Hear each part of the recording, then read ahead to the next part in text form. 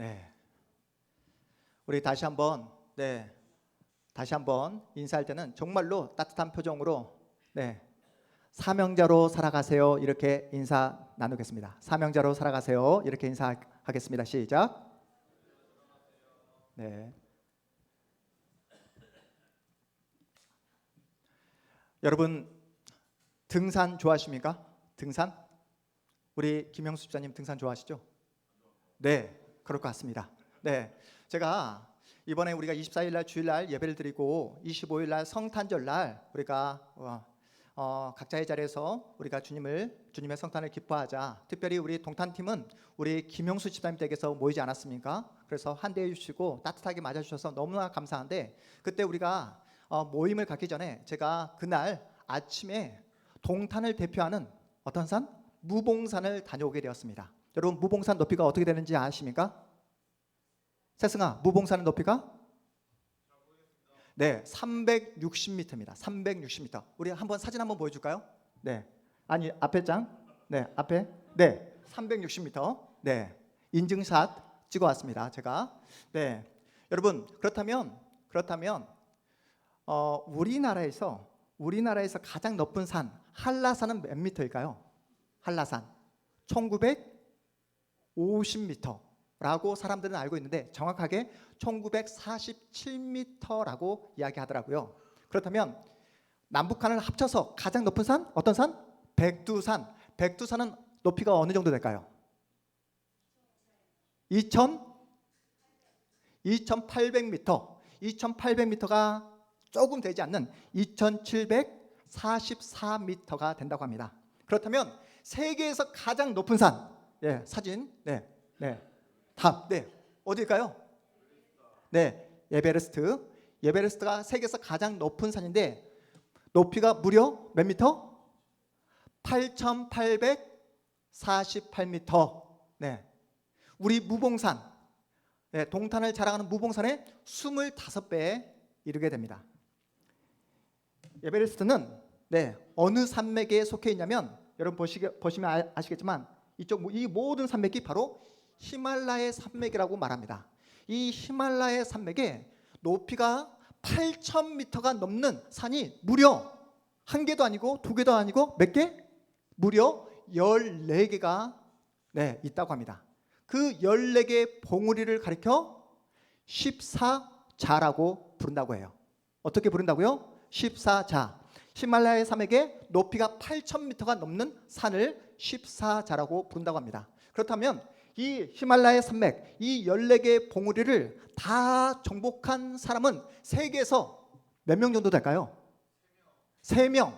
세계에서 지금까지 통계치로 따졌을 때 지금까지 30명 정도 되었다고 합니다. 30명 정도. 우리나라 산들 가운데는 30명 가운데 우리나라 사람 몇 명 정도 이 14개 좌를, 봉우리를 정복했을까요? 1명. 우리나라가 세계에서 가장 많은데 무려 6명이나 된다고 합니다. 6팀. 여러분이 들어보았을 오몽길, 박영석, 한완용, 오은선, 김재수, 김창호, 이렇게 6팀이나 이 히말라야 14자를 정복을 했다고 해요. 세계에서 가장 많다고 합니다. 세계 영화인들이 가장 많이 또 이렇게 그 상을 타기를 원하고 또 기대하는 상이 어떤 상이냐면 아카데미상, 오스카상이라고 하잖아요. 이 등반계에서도 매년 아카데미상, 오스카상처럼 그렇게 어떤 영예와 명예와 또한 가치를 인정받는 상이 있다고 해요. 그 상의 이름이 황금 피켈상이라고 말합니다. 어떤 상이요? 황금 피켈상. 그렇다면 우리나라는 무려 14개 좌, 14개 봉우리를 다 정복한 사람들이 6명이나 있잖아요. 이 6명 가운데 황금 피켈상을 받은 사람이 있을까요? 없을까요? 왜 없을까요? 세상아? 워낙 위대한 산이니까. 그게 무슨 말이죠? 워낙 위대한 산인데 6명이 정복했는데 상을 받은 사람이 없다. 한국 사람은 아쉽게도 지금까지 단 한 사람도 황금 피켈상을 받은 사람이 없다고 해요. 오로지 한 사람이 있는데 고 박영석 대장이 황금 피켈상의 공로상을 받는데 그쳤다고 합니다. 황금 피켈상을 수여하는 나라가 프랑스예요. 프랑스는 지금까지 이 등반계에 엄청난 기술과 엄청난 어떤 그 능력을 자랑하는 그런 국가 중에 하나입니다. 우리나라는 이 14개 좌를 정복한 사람이 무려 6명이나 되지만 이 등반계의 강국인 프랑스인들 가운데 이 14개 좌를 정복한 사람은 단 한 명도 없다고 해요. 옆나라 일본에 가보면 이 14개 좌를 정복한 사람이 있을까요? 없을까요? 단 한 명도 없다고 합니다. 영국은 있을까요? 없을까요? 영국에는 2005년도에 앨런 힌크스라는 그 한 명밖에 없다고 해요. 산악 강국들이 이 14개의 좌를 완등하지 못하고 정복하지 못한 이유가 무엇일까요? 우리나라 사람들보다 등반에 대한 기술력이 부족하기 때문에, 우리나라 사람들보다 체력이 부족하기 때문에 그런 것일까요? 전혀 그렇지 않다는 거예요. 그들은 이 14개의 좌를 올라가는데 그렇게 큰 의미를 두지 않는다고 이야기합니다. 유독 우리나라 사람들만 이 14개 봉우리를 다 올라가고야 말겠다, 정복하고야 말겠다라는 이 마음에 정상 탈환에 열을 올렸다는 것입니다. 오늘날 등반은 정상에 오르는데 그 정상 봉우리를 정복하는데 목적이 있지 않다고 해요. 문명의 기술을 최대한 사용하지 않고 지금까지 아무도 걸어가지 않았던 새로운 길을 정복해서 그리고 최소한의 등반 물품을 가지고 올라가는 것을 가치 있는, 의미 있는 등반 활동이라고 여긴다고 합니다. 최소한의 대원 6명 이내로 고정 로프 설치 없이 사전에 정찰하지 않고 산소통의 도움 없이 인간의 과학기술을 최대한 배제한 채 등반하는 그 등반 기술을 우리 김충환 기자님 알고 계시죠? 어떤 기술? 알파인 기술이라고 이야기하더라고요. 알파인 기술. 인간의 어떤 문명의 이기를 최대한 사용하지 않고 거대한 자연 앞에서 인간의 어떤 불굴의 의지, 용기, 그리고 도전 정신을 잘 보여주는 그 기술이 알파인 스타일 등반 기술이라고 이야기하더라 합니다. 그런데 오늘날 히말라야의 그 등반이 얼마나 많이 변질되게 되었는지 모릅니다.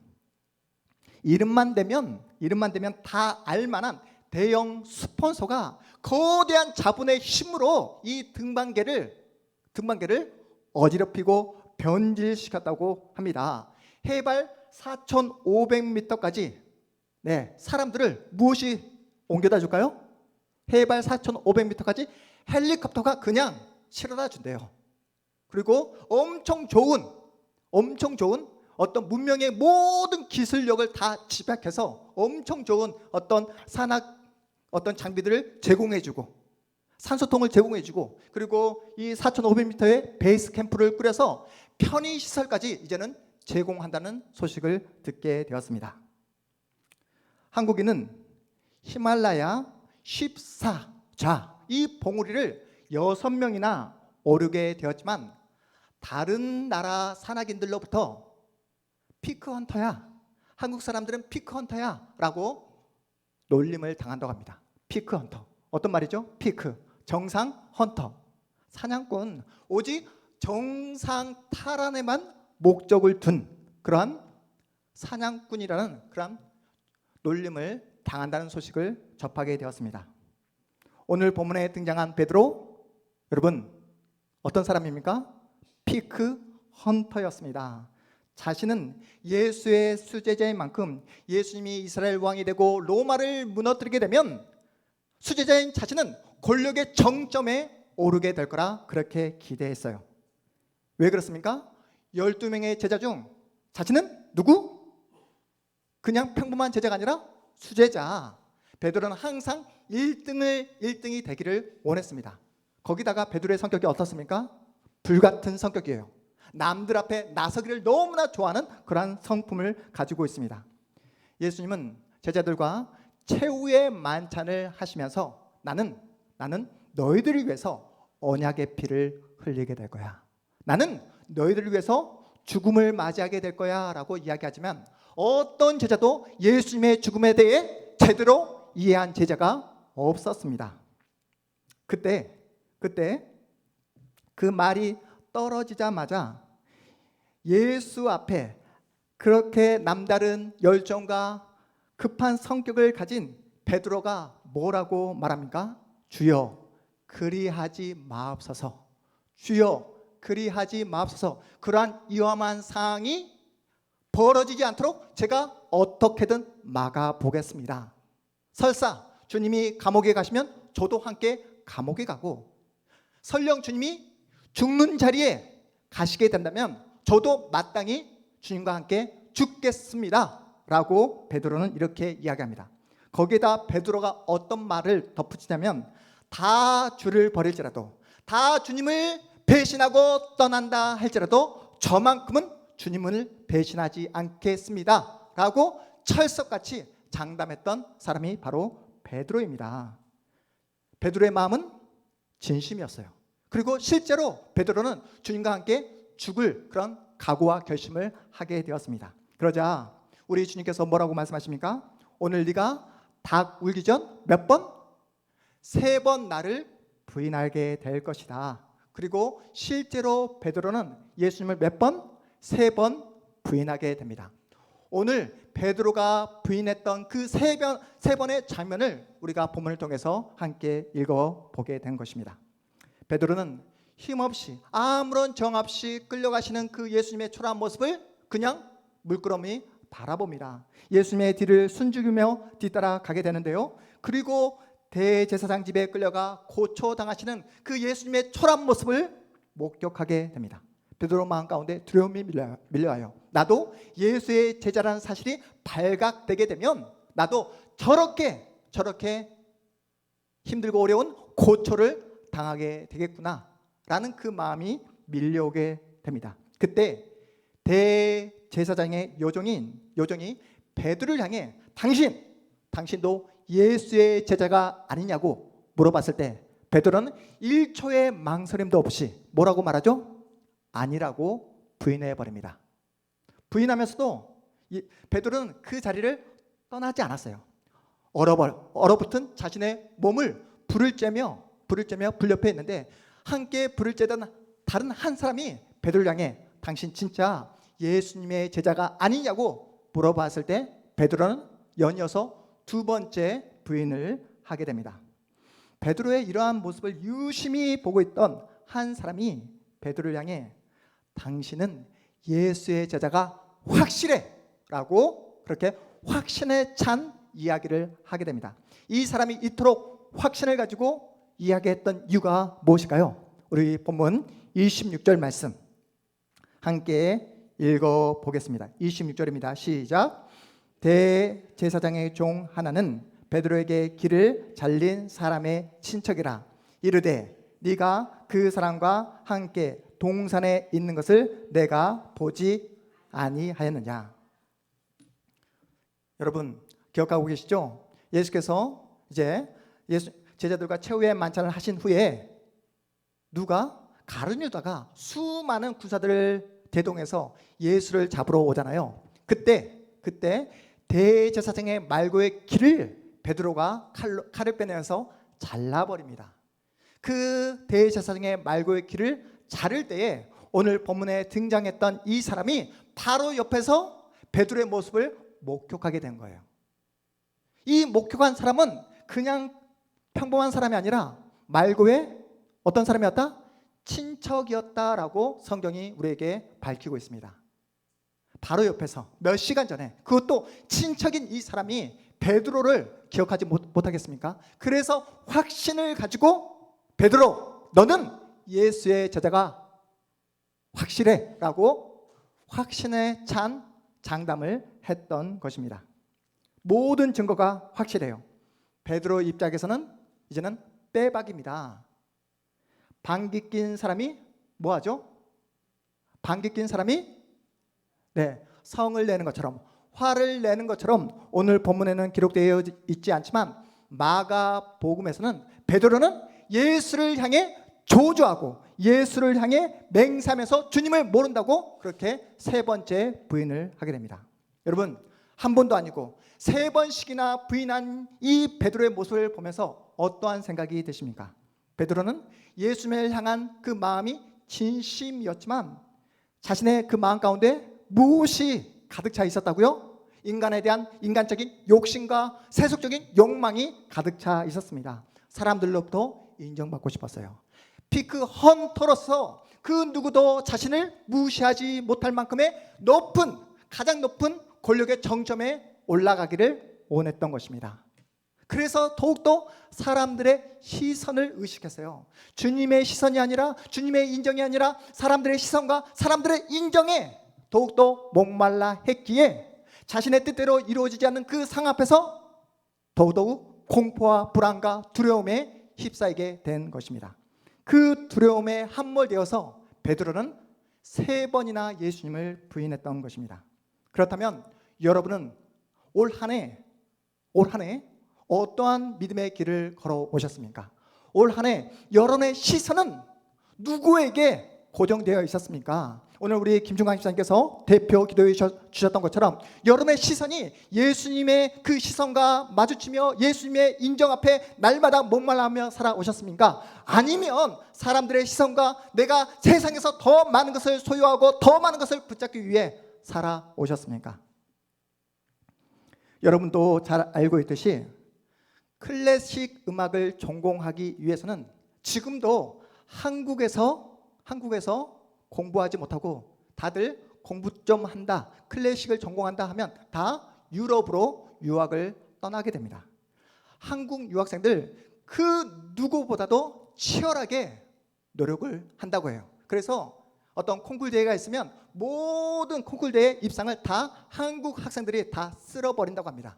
그런데 이토록 청소년 시절에, 대학 시절에 그렇게 많은 상을 받았던 이 학생들이 시간이 지나가면 지나갈수록 음악계 거장으로 남아있는 사람들이 한국 사람들은 별로 없다는 거예요. 왜 그럴까?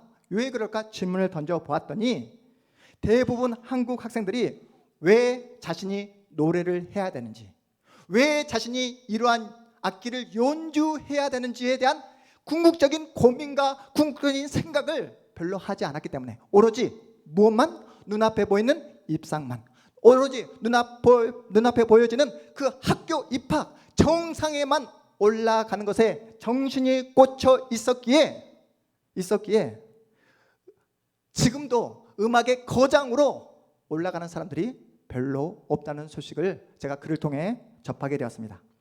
음악 자체를 사랑하는 전공자들이 다른 나라 사람들에 비해서 상대적으로 너무나 열악하다는 그런 글을 제가 읽어보게 되었습니다. 여러분 아시죠? 한국에 전 세계에서 가장 큰 교회가 한국에 있다는 거 여러분 아십니까? 그리고 세계 50위 안에 드는 그 초대형 교회들이 한국에 즐비합니다. 교회 예배당 규모가 얼마나 큰지, 그리고 그 큰 예배당에 차고 넘치는 성도들이 얼마나 많은지 기네스북에 올라간 그런 한국 교회도 있습니다. 하지만 그 사이즈만큼이나 존경받는 한국 교회가 어디 있습니까? 교회 사이즈보다 여러분 무엇이 더 중요하죠?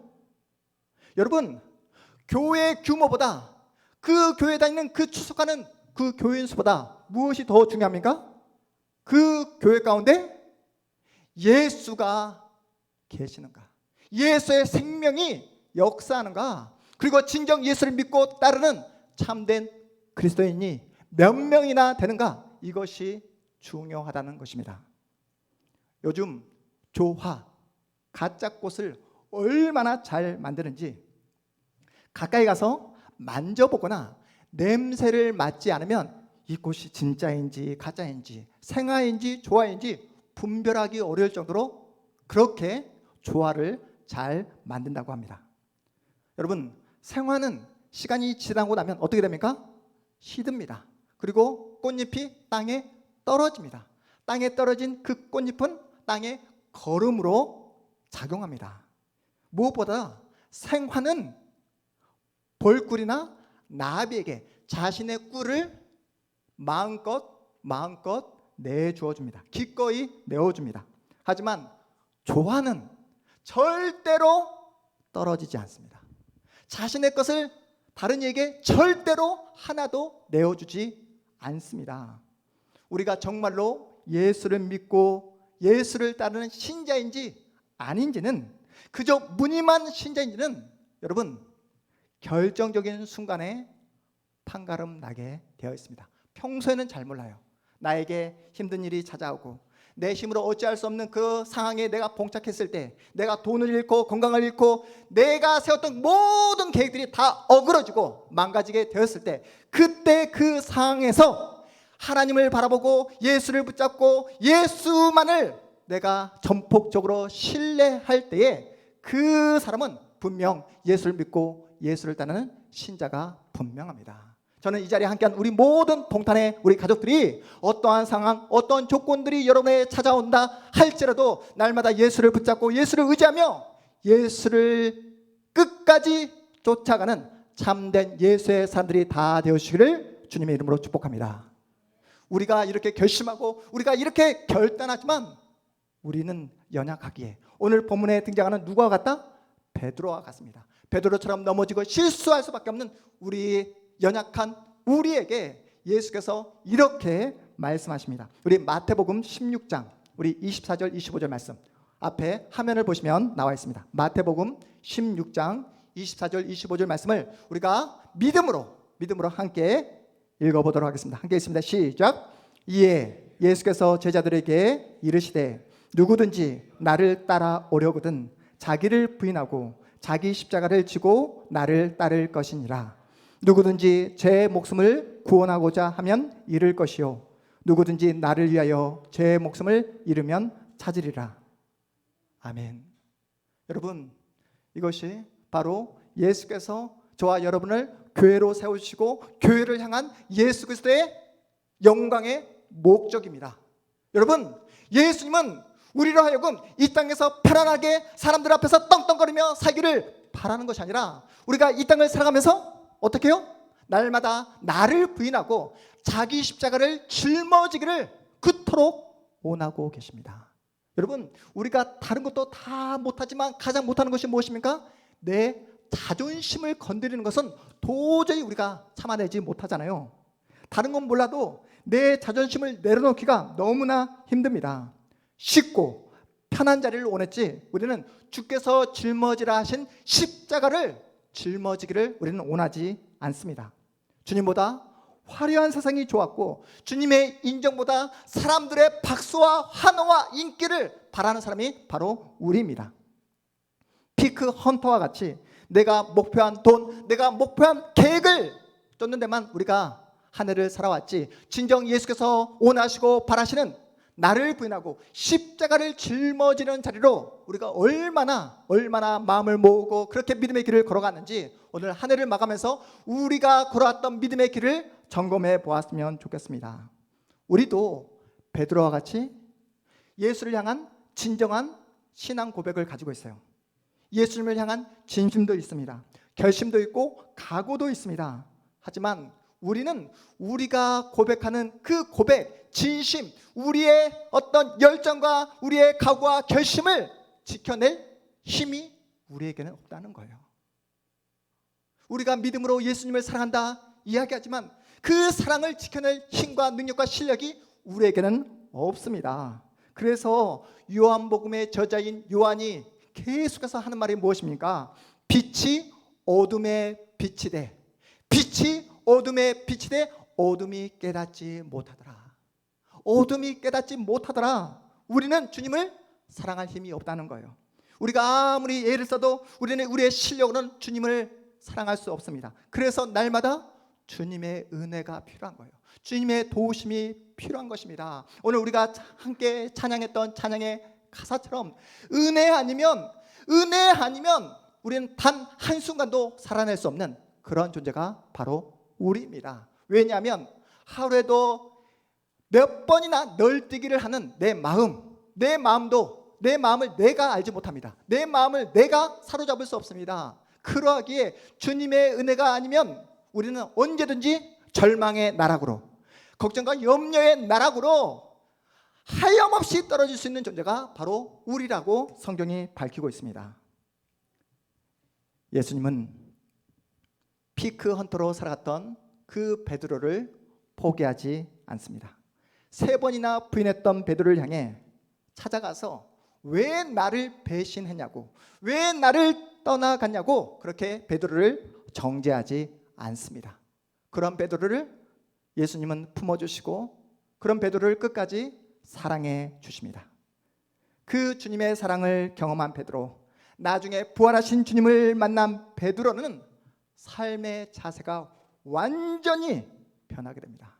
여러분, 세상이 우리에게 주는 가장 큰 위협이 무엇입니까? 세상이 우리에게 가장 크게 주는 위협은 바로 죽음입니다. 죽음. 세상이 할 수 있는 가장 최고의 그 힘이 바로 죽음입니다. 그런데 그 죽음을 우리 주님은 이기시고 부활하셨습니다. 베드로는 그 부활하신 주님을 만나본 다음에 자신의 인생이 완전히 변하게 된 거예요. 더 이상 사람들을 의식하지 않습니다. 사람들의 인정, 사람들의 인기, 사람들의 박수에 더 이상 마음이 빼앗기지 않습니다. 이제는 부활하신 주님을 만난 예수의 사람답게 낮아지고 섬기고 그리고 낮아지는 인생을 살아가게 됩니다. 초대교회 전승에 따르면 베드로가 마지막 순교의 현장에 서게 되었을 때 이렇게 말했다고 해요. 나는 주님처럼 십자가에 똑바로 죽을 수 없습니다. 그러니 저를 십자가에 거꾸로 매달려 죽게 해 주십시오. 이렇게 자신의 인생을 더 이상 피크 헌터로 생을 마감한 것이 아니라 주님을 위해 복음을 증거하다가 영원하신 주님의 품에 안겼던 베드로입니다. 다시 말씀의 소론에서 이야기했던 히말라야 등반 이야기로 오늘 말씀을 마무리하겠습니다. 여러분, 최초로 에베레스트 가장 높은 8,848m 에베레스트 정상에 오른 사람은 바로 어떤 사람이냐면 에드먼드 힐러리라는 사람입니다. 에드먼드 힐러리. 이 사람이 1953년도에 에베레스트 정상에 오르게 됩니다. 이 사람이 에베레스트 정상에 첫 번째로 오른 다음에 귀족이라는 영광스러운 명예를 안게 되는데요. 이 사람이 첫 번째로 에베레스트 정상에 올랐기 때문에 많은 산악인들로부터 기감이 되고 지금도 해자되는 것이 아니라 이 사람이 이토록 많은 사람들로부터 존경을 받는 이유는 상가 그리고 사람에 대한 그의 태도가 남달랐기 때문에 지금도 많은 사람들이 존경을 한다고 해요.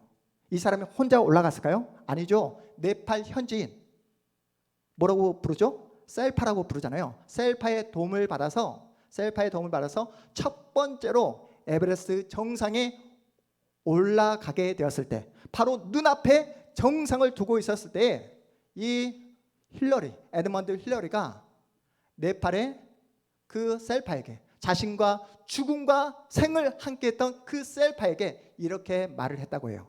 너의 나라이니 네가 먼저 저 정상에 올라가라 라고 이야기했다고 합니다.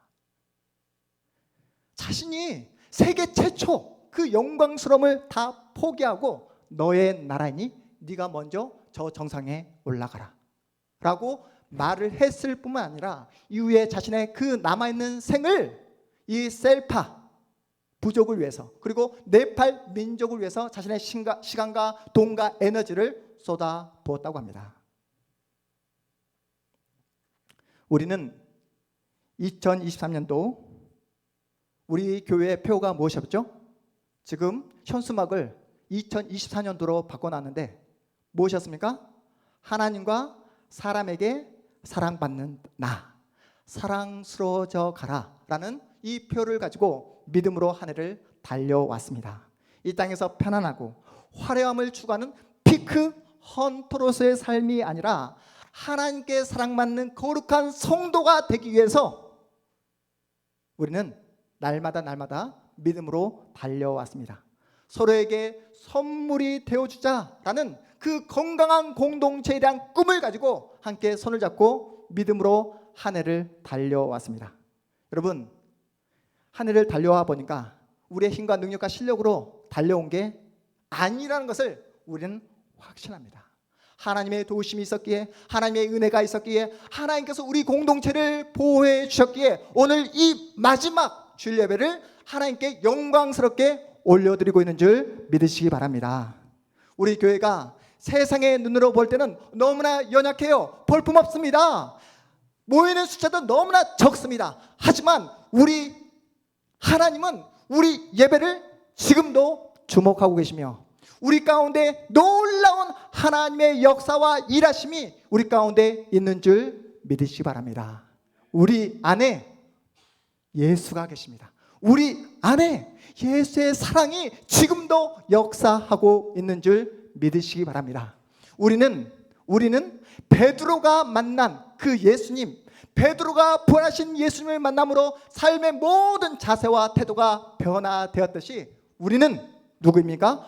부활하신 예수님을 만난 예수의 사람인 줄 믿으시기 바랍니다. 그러니 더 이상 세상에서 더 많은 것을 소유하고 내 손으로 쥐기 위해 그렇게 혈안이 되어 살아가는 피크 헌터의 삶을 청산하시고 이제는 부활하신 예수님을 만난 예수의 사람답게 여러분에게 허락하신 여러분의 자리에서 사명자로 살아내시는 복된 여러분의 인생, 여러분의 가정, 앞으로의 미래 되시기를 주님의 이름으로 축복합니다. 우리 자리에서 모두 다 일어나겠습니다.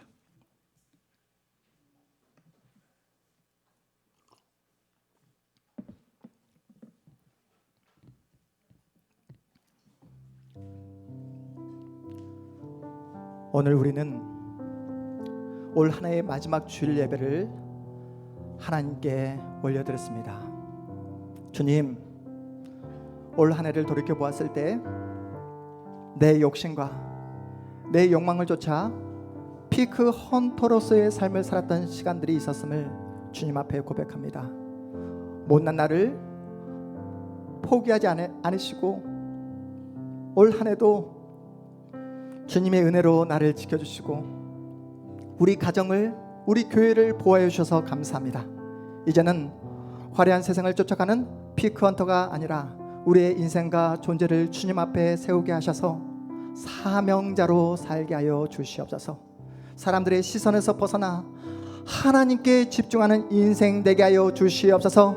주의 성령께서 우리의 삶의 자세, 우리의 태도를 변화시켜 주시옵소서 라고 이 시간 우리 주님의 이름 간절히 부르시고 함께 기도하며 나가도록 하겠습니다. 주여, 아버지 하나님 은혜를 구합니다. 우리 하나님께서 우리를 사랑하여 주셔서 오늘 이 시간 우리가 마지막 우리 주일 예배를 하나님께 올려드립니다. 하나님의 은혜가 필요합니다. 하나님의 도우심이 필요합니다.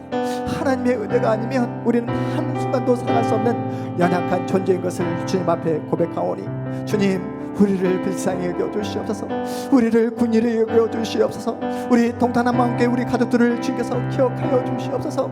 이 험한 세상 속에 우리를 홀로 두지 말아주시고 하나님께서 날마다 동행하여 주시고 우리의 마음, 우리의 생각을 붙잡아 주심으로 말미암아 하나님께서 가라하신 진리의 길, 생명의 길을 주님의 손 붙잡고 뚜벅뚜벅 걸어가는 복된 믿음의 사람들 다 될 수 있도록 축복하여 주시옵소서. 더 이상 의심하고 더 이상 걱정하고 더 이상 염려하며 두려움했다는 그런 인생이 아니라 주님을 바라봄으로 믿음으로 오직 믿음을 가지고 내 주님과 함께 걸어가는 복된 예수의 사람들 다 될 수 있도록 주여 축복하여 주시옵소서. 우리 사랑하는 성도들 주께서 기억하여 주시고 가정을 지켜주시며 하나님 아버지여 마음속에 품고 있던 모든 기도의 제목들 주님의 은혜 가운데 하나하나 해결하여 주시고 응답하여 주시옵소서. 아버지 하나님 도와주시겠습니다. 주님 은혜를 허락하여 주시겠습니다. 주여 도와주시옵소서. 하나님 아버지, 은혜를 참으로 감사합니다. 베드로와 같이 실수하고 넘어지고 반복해서 쓰러지는 우리를 포기하지 않으시고 오늘도 말씀을 통해 우리를 깨워주시고 우리를 만나주시니 주님 감사합니다. 올 한 해도 우리의 힘과 능력과 실력으로 달려온 시간이 아니라 전적인 하나님의 도우심과 은혜로 달려온 시간이었음을 이 시간 믿음으로 고백합니다. 하나님의 보호하심이 있었기에 하나님의 사람으로 자라나고 성장하며 사랑스러워져 간 복된 한 해였음을 주님 앞에 고백합니다. 부활하신 주님을 만난 예수의 사람답게 이제는 남은 생에 우리의 전 존재를 통해 나를 사랑해 주시고 나에게 모든 은혜와 축복과 생명을 허락해 주신 그 주님을 증거하며 살아가는 사명자의 삶을 살아갈 수 있도록 우리 사랑하는 성도들을 지키시고 보호해 주시며 더 큰 믿음과 은혜와 축복 허락하여 주시옵소서. 이제는 우리 주 예수 그리스도의 은혜와 하나님의 그 크신 사랑과 성령님의 감화 감동 충만 교통하신 역사가 오늘 주신 생명의 말씀을 우리의 마음판에 새기게 하심으로 더 이상 화려한 세상을 쫓아가며 피크 헌터로서의 삶을 청산하고 주께서 주신 진리의 말씀을 붙잡고 날마다 예수를 바라보며 사명자의 삶을 살아가겠노라.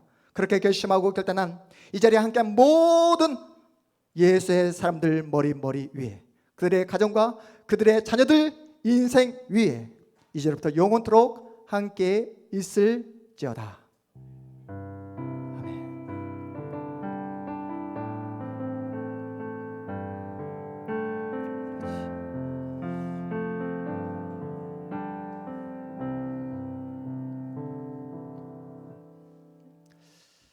우리 그 성구 영신 예배 오늘 밤 11시 반에 있는데 여러분 오늘 점심 식사를 하신 후에 교회에서 떡국떡을 준비했습니다. 그래서 가정당 하나씩